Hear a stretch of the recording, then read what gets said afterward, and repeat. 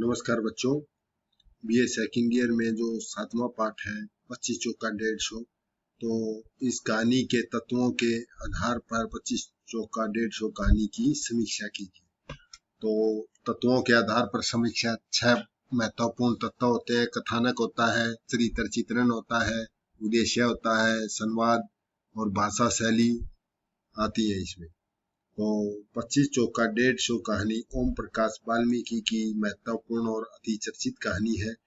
कहानी में लेखक ने बड़ी ही वस्तुपरक निसंगता और वैचारिक संयम के साथ दलित शोषण की अनवरत श्रृंखला को खोला है। कहानी के तत्वों के आधार पर कहानी की समीक्षा निम्न प्रकार से की जा सकती है।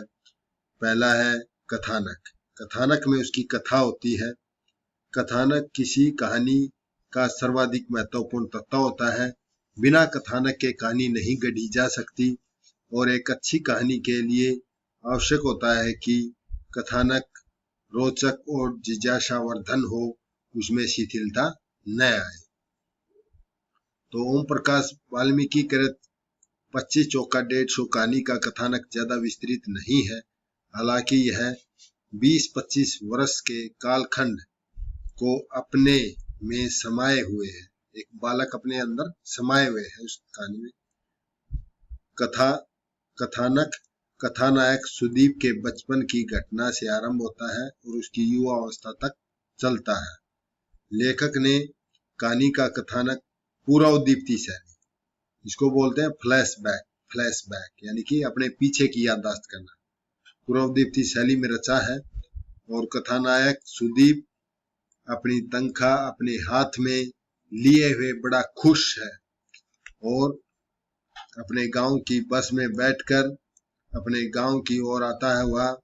वह स्मरण करता है कि किस तरह उसके पिता ने उसे मास्टर फूल सिंह की मदद से स्कूल में प्रवेश दिलाया और वह कक्षा में अच्छे विद्यार्थियों में गिना जाता था। एक बार 25 का पहाड़ा याद करते हुए उसके पिता ने उसे 25 चौका 150 होते हैं बताया था, क्योंकि गांव के चौधरी ने उससे 25 चौका 150 कह करके 4 महीनों का 25 रुपए प्रति माह के हिसाब से ब्याज वसूल किया था। हालांकि उसने ईमानदार कहकर उसके 20 रुपए भी माफ कर दिए थे। जब सुदीप ने यह पढ़ा अपने अध्यापक को सुनाया था तो उसकी पिटाई हुई थी। इस वजह से उसके बालमन में बचपन में एक ग्रंथि पड़ गई थी। अब जब वह अपने गांव लौटा तो उसने 25-25 रुपए की 4 ढेरियां लगा करके उन्हें अपने पिता के सामने गिनकर उसे समझाया कि 25 चौका 100 ही होते हैं, 150 नहीं होते हैं। पुत्र की बात सुन करके पिता का चौधरी के प्रति पिछले 30-35 वर्षों का विश्वास किसी कांच की भांति टूट जाता है। कथानक काफी संक्षिप्त है, घटना प्रधान है और कथानक निरंतर गति में रहता है।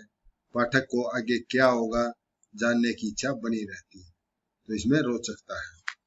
अब आगे आ जाता है चरित्र चित्रण। दूसरा, तो यदि कथानक किसी कहानी की नींव है तो पात्र और उसका चरित्र चित्रण कहानी रूपी भवन की दीवारें वे दरवाजे खिड़कियां हैं। तो कहानी की सफलता के लिए कहानी में पात्रों का आम तौर पर कम होना आवश्यक माना जाता है। प्रस्तुत कहानी में मुख्य रूप से दो ही पात्रों सुदीप और उसके पिता का चित्रण हुआ है और इन दो पात्रों के अतिरिक्त कहानी में कंडक्टर, दुबला पतला आदमी, ग्रामीण आदमी, मास्टर फूल सिंह, मास्टर शिव नारायण मिश्रा और सुदीप की मां चौधरी साहब का उल्लेख हुआ है। इन सभी पात्रों का उल्लेख भर ही हुआ है, नाम मात्र, उनके चरित्र का विकास नहीं हुआ है। इसमें चौधरी साहब का उल्लेख एक दुष्ट और शोषक पात्र के रूप में हुआ है। सुदीप कहानी का प्रमुख पात्र है। समस्त कहानी उसके चरित्र के विकास करने में गढ़ी गई है। कहानी में वह एक दलित, संग्रहशील, शिक्षित, ग्रंथी, गृहस्थ पात्र के रूप में चित्रित हुआ है। इसके विपरीत कहानी में उसका पिता एक अशिक्षित, निरह और अशिक्षा का मूल्य चुकाने वाले पात्र के रूप में चित्रित हुआ है, और वह इतना अशिक्षित है कि 30-35 वर्ष का लंबा समय लग जाता है कि जब वह उसका अभिप्राय समझता है, उसका विश्वास किसी कांच के टुकड़े की भांति चूर-चूर हो जाता है। तीसरा तत्व है संवाद। संवाद माने बातचीत। तो कहानी के तत्वों में संवाद का महत्वपूर्ण स्थान है। हालांकि कहानी बिना किसी संवाद के कही या लिखी जा सकती है, परंतु संवाद कहानी में नाटकीय, जो नाटकीयता है, की वृद्धि करके उसे रोचक बनाते हैं, कहानी को गति प्रदान करते हैं, पात्रों के चरित्र चित्रण भी करते हैं। आधुनिक कहानियों में संवादों का होना आवश्यक माना जाता है। 25 चौका 150 कहानी काफी, हालांकि पूर्व दीप्ति शैली में नायक को एक एक कर याद आने वाली घटनाओं पर आधारित है। इसमें भी अनेक स्थलों पर संवादों का प्रयोग हुआ है।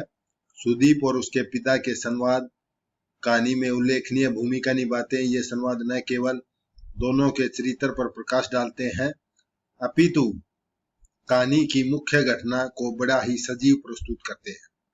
जैसे, नहीं बेटे, 25 चौका 100 नहीं, 25 चौका 150। उन्होंने पूरे आत्मविश्वास से कहा। किसने? उसके पिता ने। सुदीप ने चौंक कर पिताजी की ओर देखा, समझाने के लहजे में बोला, नहीं पिताजी, 25 चौका 100, यह देखो गणित की किताब में लिखा। फिर उसके पिता कहते हैं, बेटे मुझे किताब क्या दिखावे है, मैं तो हरफ बिना पिछाणु, मेरे लेख है तो काला अक्षर भैंस बराबर है। फिर भी इतना तो जरूर जानू कि 25 चौका 150 होता है। पिताजी ने सहजता से कहा, किताब में तो साफ साफ लिखा था 25 चौका 100। सुदीप ने मासूमियत से कहा।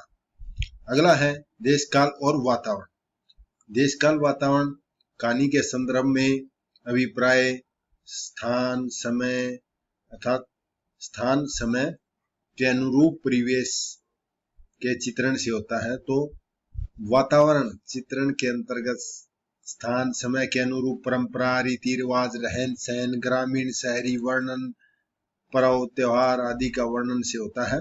तो इस कहानी में 25 चौका 150 कहानी के स्थान ग्रामीण क्षेत्र है, समय समतरता के बाद का है, कहानी कल्पित है, यानी कि एक कल्पित घटना है, ये हकीकत नहीं है, परंतु समतरता के बाद यथार्थ को चित्रित करती है। कहानी में लेखक ने ग्रामीण परिवेश का चित्र इस प्रकार किया है। दोपहर होने को आई थी, सूरज काफी ऊपर चढ़ गया था। उसने तेज तेज कदम उठाए और लगभग महीने भर बाद गांव लौटा था। जानी पहचानी चिर परिचित गलियों में उसे अपने बचपन में अब तक बिताए हुए पल गुदगुदाने लगे थे, और उसे पहले उसने कभी ऐसा महसूस नहीं किया है। एक अनजाने में आत्मीयता का सुख में वह भर गया है, और अपना गांव में, अपने गांव के रास्ते, अपने लोग, और उसने मन ही मन में मुस्कुरा करके कीचड़ भरी नालियों को लांगा बस्ती की और मुड़ गया, और गांव और बस्ती के बीच एक बड़ा सा जोहड़ था जिसमें जलकुंभी फैले हुए थे। पांचवा तत्व है उद्देश्य। संसार का कोई भी मनुष्य बिना किसी उद्देश्य के कोई कार्य नहीं करता। कहानीकार तो सामान्य व्यक्ति से अधिक एवं संवेदनशील मनुष्य होता है, और उससे तो यह अपेक्षा ही नहीं की जा सकती कि वह बिना किसी उद्देश्य के कहानी की रचना करेगा। तो ओम प्रकाश वाल्मीकि जी द्वारा रचित 25 चौका 150 भी एक उद्देश्य पूर्ण कहानी है, और इस कहानी में उन्होंने दलित, शोषण की समस्या को बड़ी ही वस्तुपरक निसंगता और वैचारिक संयम के साथ उठाया है। कहानी में उन्होंने स्पष्ट किया कि दलित शोषण का सबसे बड़ा कारण उसकी अशिक्षा है, यानी अनपढ़ता के कारण। यदि किसी प्रकार से दलितों को शिक्षित किया जा सके तो उनका शोषण खुद पे खुद रुक जाएगा। लेखक ने यह उद्देश्य कहानी में दो विपरीत ध्रुवों पर खड़े सुदीप और उसके पिता के माध्यम से स्पष्ट किया। सुदीप के पिता को साहूकार चौधरी ने बताया कि 25 रुपए के हिसाब से 4 महीने का ब्याज 150 रुपये होता है, लेकिन उसकी गरीबी पर तरस खा करके 20 रुपये छोड़ रहा है। 4 महीने के ब्याज के स्वरूप उसे उदारता पर लट्टू हुए हैं। दूसरी ओर शिक्षा पाकर सुदीप अपने पिता के इस भोले विश्वास की यथार्थता को जान गया है। यही कारण है कि आखिरकार उसने एडी चोटी का जोर लगाकर अपने पिता को समझा ही देता है कि चौधरी ने कभी उसका शोषण किया था। तो सुदीप की शिक्षा अपने पिता के शोषण और मानसिक गुलामी के संसार को उबारने में बहुत मदद करती है।